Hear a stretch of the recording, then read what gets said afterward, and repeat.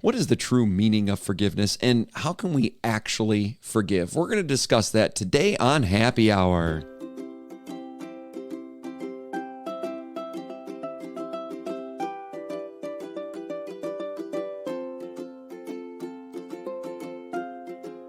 Welcome back to Happy Hour, your podcast for young adults here at the Cathedral of the Most Sacred Heart of Jesus. I'm Rick. And I'm Holly. And we love this music. We're both dancing. Rick is playing the ukulele. It's great. I love our summer music. It's so happy and bright. It is. It's like, I don't know, just puts me in a good mood. Makes me want to talk about forgiveness. Yeah.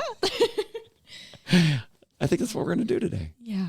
I know we did a podcast, and it's been a hot sack, right? Like, it's probably been a few months. At least, I think over a year. Yeah. That we spoke about forgiveness. And really when we spoke then, it was more like, what is forgiveness? And we'll do a little bit of that today, of course. But we're going to go deeper than what we did before, because there's I just feel like we could talk about this maybe for all of our lives and still not quite grasp the importance of forgiveness, or what it really is, why it's so beneficial for both parties, or all parties, or the entire world, right? So we're just going to start with talking about what it is, maybe give some practical advice, talk about the things that go. But before we do that, you notice you have your Cathedral Young Adults coffee mug over by you. Yeah. I don't know. When we ramp up the video podcast once again, we'll have these just kind of right there, and people can see our beautiful coffee mugs that are not filled with coffee.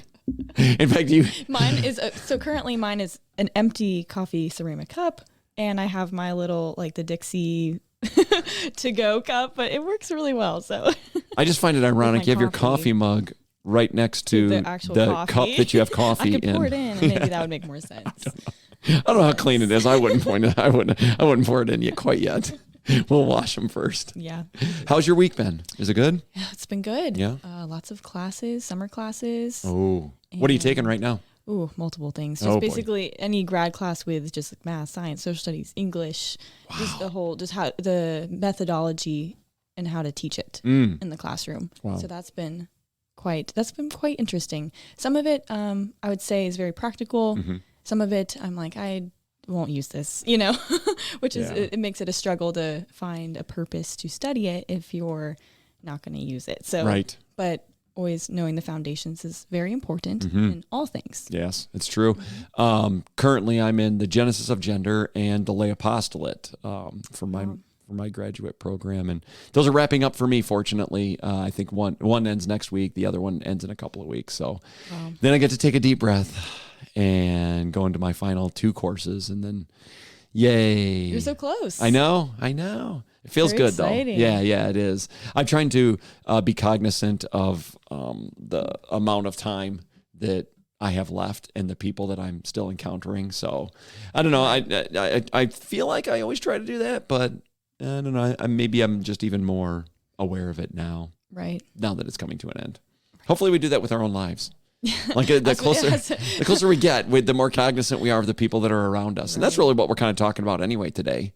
The people that are around us, the people that maybe, I don't know, aren't around us anymore because we've got beef. Right. Super.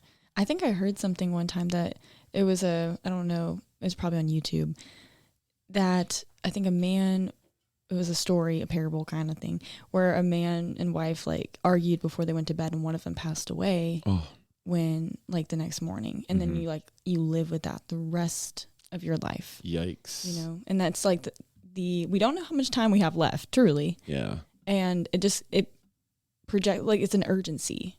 It's like a severe, like urgent matter to forgive people. You don't know when it's your last day, when it's their last day on earth, and we should live like Jesus, like just common sense. Yeah, 100%. So with that in mind, let's just go. Let's talk about what is the nature of forgiveness, right? Like what's the Catholic understanding of forgiveness? I think it has to do with 2 things. I think it kind of boils down to 2. There's more involved, of course, but I think it can boil down to an act of mercy and an act of love. Both of which, by the way, we experience from God himself, right? When you take a step back, and we're going to talk about the reality of forgiveness and how difficult it is as a human being when we're hurt, when somebody hurts us, and even when they're not sorry that they hurt us, like that kind of difficulty. But what it all boils down to is coming back to how the Lord treats us. If we're honest, we've done some stuff that offends God, and then sometimes we're not sorry for it.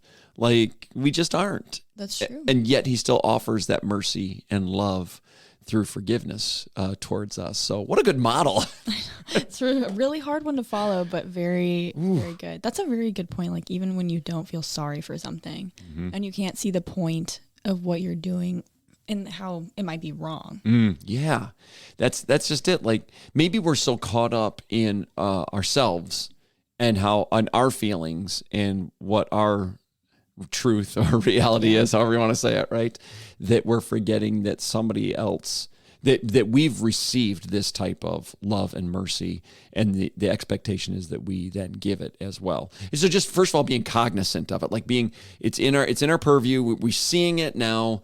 We're taking more time to think about it, even reflecting on our relationships. This is one of the ways, and I don't like doing it because it really puts it in my faces. Early in the morning when I wake up, if I start to think of the people that either have offended me or I have offended, if those people start to come to my mind first of all, it's really difficult because it brings up emotions and it brings up kind of raw feelings and things that have been left unsaid or undone.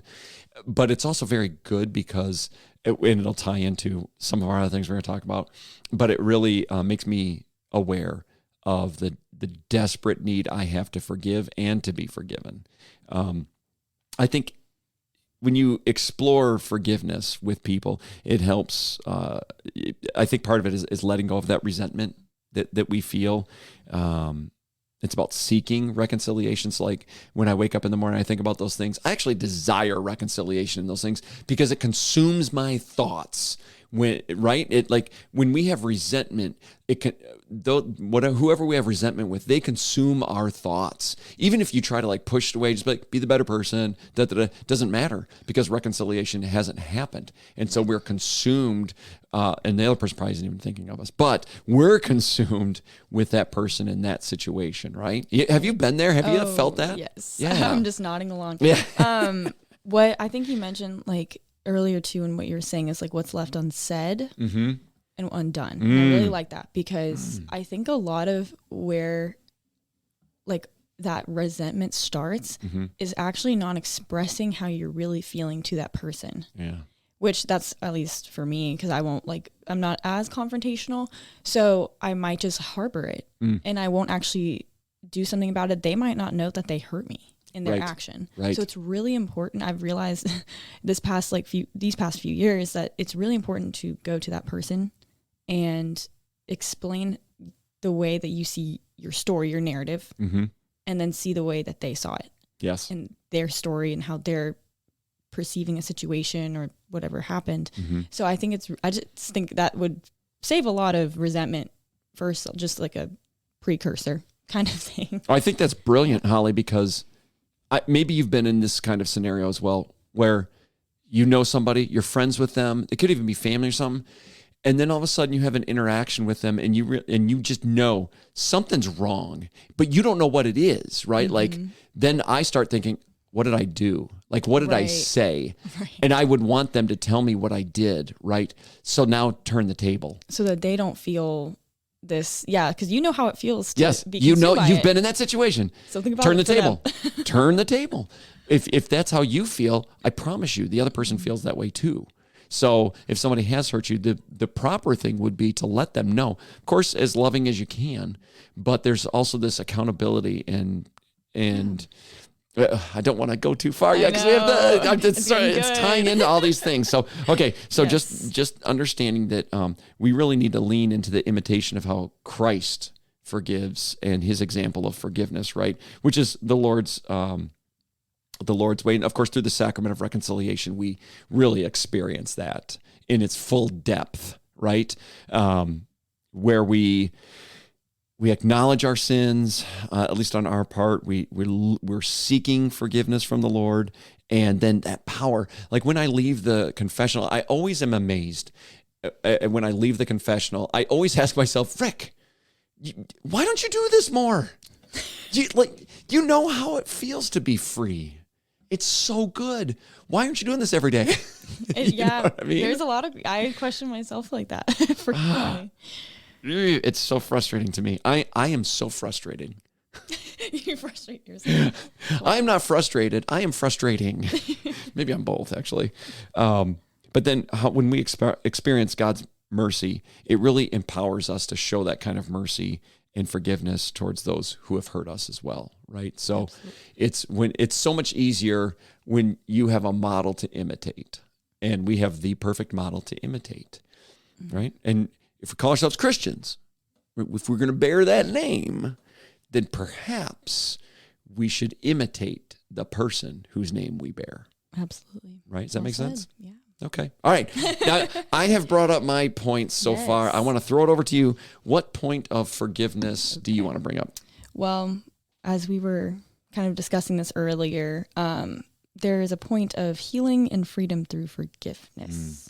Now, it ties greatly with resentment and that bitterness that we do kind of harbor within us. And I was just thinking, I think I heard Father Mike say it with how to approach these situations of how you forgive. And it's to, one, like note it, recognize that, oh, I've been hurt or you've hurt someone else. To count the cost of how they hurt you, because forgiveness is a sense of justice. And then I think reconciliation brings it to mercy more so, because with forgiveness, it's, you can't just forgive and forget. Right. Because, they did hurt you. There is an action and consequence kind of thing going on there. Yeah. But so you recognize it, one, two, count the cost, and then relieve them from their debt. Yeah. And I believe there's a scripture passage with the, same, like a master slave, the same, type of concept. And I think it's really it just really spoke volumes to me, because it's funny because it's wedding season. Yes, it is. Right. So I was a pseudo maid of honor, kind of like helping the maid of honor who's a younger sister. And I incurred a lot of actual cost throughout the year. And I mean, nowadays, a lot of people throw all these parties and all that. Right. And I didn't realize how much of a financial burden it would be. Yeah. And I was like, wow, I'm actually almost resenting the person because I'm I don't does she even know how much, this that she put me through? I'm still a college student. I have other things to pay for. I'm going to be paying for an apartment next year, all these things, these financial worries. And then I started harboring resentment and I was really upset about that. And I'm I don't want to feel like that. Yeah. I don't, because I love this person so much. And it's kind of a good thing, because it was funny because I did keep a log of it was very literal to this situation. I kept a log. I was okay, I need to pay for this and this and this. And I was I literally have the cost of everything sitting on my phone. And so the wedding we just passed. So yay, she's a beautiful wife now. But I need to delete that. You know what I mean? I need to just really what's there is there. Yeah. And not really worry too much about it. I addressed it with her later on in a very loving light. And I was I'm a little concerned about this, and it was resolved. So if you bring it up, she had no idea what I was going through. A lot of it was self-inflicted. I could have gone to her earlier. And I think that would have just really mitigated the whole situation. 100%. Just learning the very literal sense of counting the cost and relieving that person from that debt was just, I did look in that process of healing with forgiveness. I just have really found that, inspiring recently. That's good. So as you were saying that, I was looking up a scripture passage that just had immediately come to my mind, and I didn't want to butcher it. But when you think of that, when you had that, you literally had a list of the cost, right? And so if we just think of this scripture passage, I think it helps in those situations as well. So this is Psalm 103, verse 12, that just says, "As far as the east is from the west, so far has he removed our sins from us." Right? So how far away is the east from the west? Infinity. Yeah, you bet. They don't touch. It's completely gone. So in that way, when we start to make a list, either figuratively or literally, of the transgressions, the sins, maybe we can start to remember that in our way, our list of transgressions, our list of sins, when we ask for forgiveness, it's gone. I once heard it say that when God forgives you, he casts it into the sea of forgetfulness, and then he posts a no fishing sign. I like that. Right?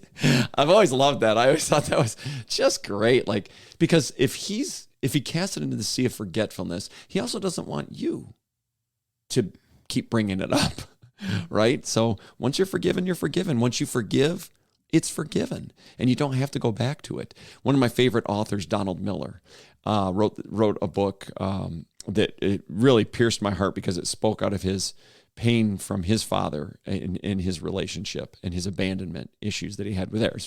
Same for me, right? And he was speaking about when he finally forgave his father, right? That he didn't, the way that he finally forgave was that he was no longer holding it over his father's head. Like a social commodity that he could just bring up, when I feel bad, it's because of this. Or if you do anything at all bad to me, I'm going to bring this back up in your face. And so he said forgiveness was allowing him to be free of that. And I love that idea because it doesn't just free the other person, it frees you, right? This idea that we spoke about earlier about when we harbor resentment towards somebody, they're just on our mind. And anytime they come up on our mind, it's negative, and you relive the scenario again. You quite possibly look at ways that you can get back at them. You want to make sure they feel the same pain that was caused, right? Like all these things. And yet when we forgive, then we're free of all of that coming back to us and reminding us all the time. We can always go back to saying, oh, there's a no fishing sign. That's right. I'm not fishing in this pond anymore. Right? Like, how beautiful is that? It's beautiful. Oh. And it's always important. Yeah. We can't, I think I like the term reliving that you said too, because some actions will have consequences that are irreparable, and you have to remember that. Yes. Because you don't want to get hurt again. That's right. But in the sense of reliving it, holding it over someone, I think that is something we can forget in that part, maybe. Yeah. Let's dive into that a little bit, because that was one of the other points I want to talk about was like boundaries and accountability. Ooh, okay. You mentioned it. Sometimes things are that are so horribly done, and you can't allow yourself to be in situations where you're going to be hurt physically, mentally, spiritually, verbally, all those things, right? That we have to have healthy boundaries. We have to also maintain accountability, right? In forgiveness of others. I think that forgiveness does not negate the need for healthy boundaries, right? When you forgive, somebody does something to you, and you forgive them, you're like, okay, just whatever. But people say, then what about turning the other cheek? Like if you're supposed to just turn the other cheek, you're supposed to offer them the other one, right? I had a great priest teach me one time about that, right? And I don't know if we spoke about this before on our podcast, but if for instance, you were going to hit me, Holly, and I pray it doesn't happen because you can handle yourself. So if you were going to hit me, what hand would you hit me with? My dominant right That's hand. right. And how would you hit me? From, I guess, sweeping from my right to left. Yeah. So your dominant hand in a dominant way. Mm-hmm. Right? To cause as much damage as possible. Okay. Right? So from your point of view to me, you would be hitting me with your right hand on my left cheek. Boom, done. Now, let's think about this. If I offer you my other cheek, number one, I'm not allowing you to hurt me in the same way. I'm not giving you the same cheek so you can do that over and over again. Mm. I'm putting up some boundaries. So first boundary is I'm offering you the other cheek that's not hurt, right? And I'm also saying you can't use your dominant hand to hit me in a dominant way. You're going to have to choose. If you're going to hit me again, it's going to be your dominant hand in a not like a backhanded fashion, which I'm sure you can still cause some damage, but it's not going to be the same kind of damage. Or then you have to use your non-dominant hand in its dominant way, which wouldn't be as bad as your dominant hand in your dominant way, right? So this idea, like this visual of okay, I'm forgiving, but I'm not going to allow myself to be dominated in the same way. Right. So putting up some healthy boundaries and holding people accountable. Like the movie, Dead Man Walking. Okay. It's based on a true story. I didn't read the book. Everybody always tells me, I can't believe you'd watch the movie and not read the book. I apologize to everyone of all time for not reading the book. Maybe I will one day. But it's about this nun who is journeying along this guy that's being charged with kind of a double murder. And it's based on a true story too. So anyway, boom, boom, boom. Find out that, I don't want to spoil anything, but you find out that he was a part of it, even though he had maintained his innocence the entire time until the very end when he was going to be put to death. Finally on like that last kind of go around, he finally admitted his role in it all. And there was this sense of people were always trying to hold him accountable, and that was good. But then that didn't negate the forgiveness that was then being shown by the family members that it had affected. And there was this real struggle. It was painful. And sometimes that's what it is. It is painful when we're hurt so badly. It's painful to even get to a point where we can think in any kind of positive manner about the other person, let alone forgive them, right? Because when those feelings and emotions and the hurt comes back, it's all negative. And so to even think about that person in a way that you would want to forgive them or bless them in that way is sometimes the most difficult thing of all. Sometimes it's not even actually the forgiveness that's the most difficult. It's getting to a place to forgive, right? Does that make sense? Yes. It's like a climb. It's a steep climb. It's a journey. At that point, it's a journey. Yeah. Life is a journey. That's a really good Forgiveness is a journey. Yes. Right. I think there's I think that's one of the other points we were going to bring up is the fact that it is really more of a journey. It's not. So what's a journey, right? A journey is not the end goal. The journey's the journey to getting to the end goal. And sometimes that journey is short, but sometimes that journey is a lifetime. Sometimes it's like, well, I forgave the person. Why is this coming back up? Why can't I let it go? Oh, because you have to forgive again. Jesus speaks about that. How many times am I supposed to forgive my brother? 7 times, Jesus? No. 70 times, 7 times. Like every time it comes up in your head, you have to be willing to offer forgiveness. So it is a journey. Sometimes it's not this immediate. Some things it's like, especially if you're like best friends with somebody and there's some menial disagreement or argument or whatever. And you guys are like, oh gosh, that was my fault. My bad. I'm sorry. You'd be like, no worries. We're good. And that journey is probably a short journey. Right. But then there's the really painful stuff. It's going to be a longer journey. Right. So forgiveness might not look the same when we're offering it. It might take more time. And it might take time and time again, but just understand that when you do it, every time you do it, you're on the journey. And that should be celebrated. I used to beat myself up a lot when I forgave somebody, but then it would come back into my head and I'd have to forgive them again. Rick, what's wrong with you? Why can't you just forgive them? Instead, I should have been saying, Rick, good job. You are still willing to forgive. You are on the journey. Forgive again. If it comes up again, forgive again and celebrate that. Right. Do not beat yourself up if you are on the journey. Like literally being on the journey should be a celebration. That's so true. And I think that goes with anytime we sin, I beat myself up a lot and it's just like, why does this keep happening? Mm-hmm. And I think it's just, like you said, it's a journey. It's an opportunity to where we can, with our free will, make the choice, right? Yeah. Okay, we're going to hit 2 more points and that's it, okay? Is that okay? That sounds good. All right, you want to talk about the next one? The role of reconciliation and repentance. Yes. So I think, there's I guess we didn't touch on it exactly at the beginning, but there's the difference between forgiveness and reconciliation. Yeah. Because you can have one without the other. So you can have reconciliation and you can have forgiveness with that, but you can't have forgiveness with reconciliation because reconciliation takes it one more step. Yep. We don't have the sacrament of forgiveness. We have the sacrament of reconciliation. And there's a difference in those words. And forgiveness is, I think the difference is trust and mercy when it comes to reconciliation. I think you offer that person truly a chance to begin again. Right? Just as Jesus did.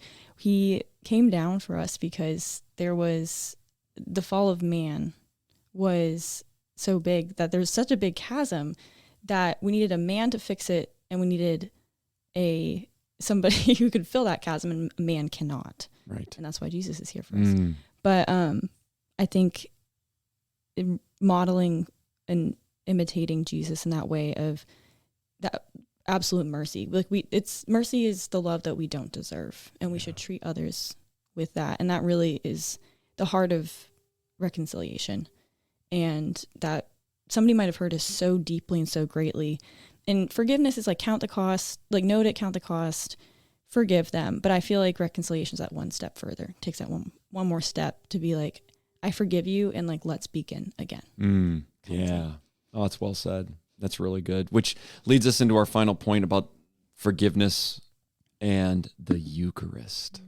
As Catholics, we are so blessed, right? To have this relationship with the Lord that is so deep and so encounterable, to where we can have him reside within us literally, not just in a spiritual sense, yes, for sure, but also very much literally. And the celebration of the Eucharist, I want to point something out. So when you're going to church, before you get to communion, there's the sign of peace. What's that for? The reason is for reconciliation, because you can't approach the Eucharist without being reconciled with one another, right? Like literally, there's a rule.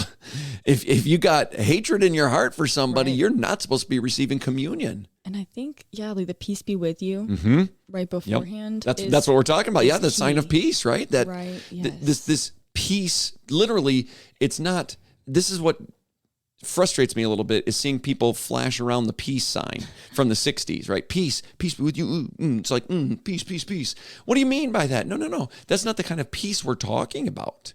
Right? It's not about, hey, we can live with each other in harmony. No, that's not what we're talking about at all. We're actually asking for the peace of Christ to be upon you and me in our relationship together. That's different. That's about reconciling our differences. That's not about, hey, you think things your way, I think things my way, but we'll just get along, peace. Right. No, that's saying, I have hurt you, you have hurt me, and I don't like it, and I want to do something about it. May the peace of Christ come between us. May I forgive you and you forgive me. That's a much different mindset. Yes. That's the difference probably between forgiveness and reconciliation, as big a chasm as that is, right? So I think participating in the Eucharistic sacrifice reminds us of how Christ forgives us, encourages us to extend that forgiveness to others. So every time we participate in the Eucharist, I don't know if people know this or not, but we're actually participating in the sacrifice. Like we ourselves lay our bodies on the altar along with Christ. We sacrifice ourselves. And we do that in accordance with our baptism. In our baptism, we're actually baptized into the death of Christ and the resurrection of Christ. So at every Mass, the sacrifice of the Mass is us too. And that sacrifice means we have to be willing to sacrifice the things we're holding on to. It means we have to sacrifice our pride. It means we have to sacrifice anything that is not of the Lord.